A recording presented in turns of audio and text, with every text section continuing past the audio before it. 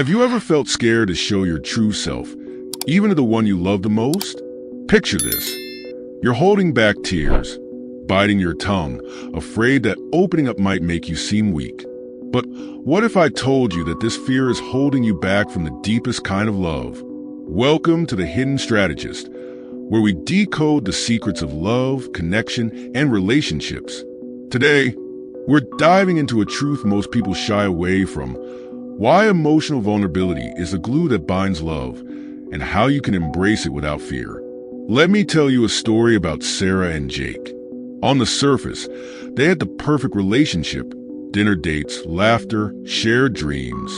But behind closed doors, Sarah was struggling. Her stress from work was overwhelming, but she never told Jake. Why? Because she didn't want to be a burden. She kept smiling, pretending everything was fine, until one day it wasn't. Jake finally asked her, "Why didn't you tell me?" Her response, "I thought you'd see me as weak." Sound familiar? Let's unpack this. Why does emotional vulnerability feel so terrifying? It's because we equate vulnerability with weakness, but the truth? Vulnerability is strength. When you share your fears, your dreams, and your struggles, you're saying, "I trust you with my heart." And that trust, it's what transforms love into something unbreakable. So how do we practice vulnerability in a way that strengthens love? Let's dive into 3 key strategies. Point 1. Start small, share what feels safe. Think of vulnerability as a muscle. You don't lift the heaviest weight on day 1. Start with the little things. For example, tell your partner about a challenge at work or an embarrassing moment.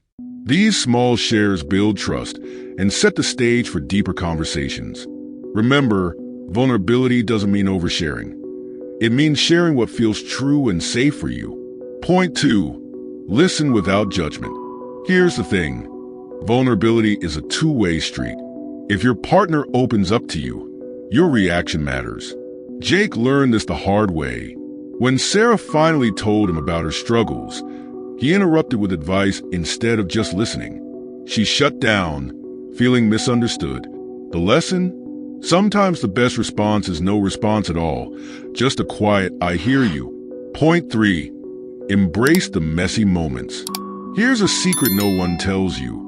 Love isn't perfect, and vulnerability can feel messy. You might cry, stumble over your words, or even say something you regret. But that's okay. The messiness is what makes it real. When Sarah and Jake embraced these moments instead of avoiding them, their relationship became stronger than ever. At the end of the day, emotional vulnerability isn't about fixing problems or saying the perfect thing. It's about showing up, flaws and all, and saying, "This is me, and I want you to see me." When you take that leap, you're not just opening up to your partner. You're building a love that can weather any storm. So, what will you choose? To hide behind walls or to embrace the power of being seen? If this message resonated with you, let's continue the conversation. Like, share, and subscribe to The Hidden Strategist for more insights on love and connection. And tell us in the comments, what's one thing you've learned about being vulnerable in your relationship?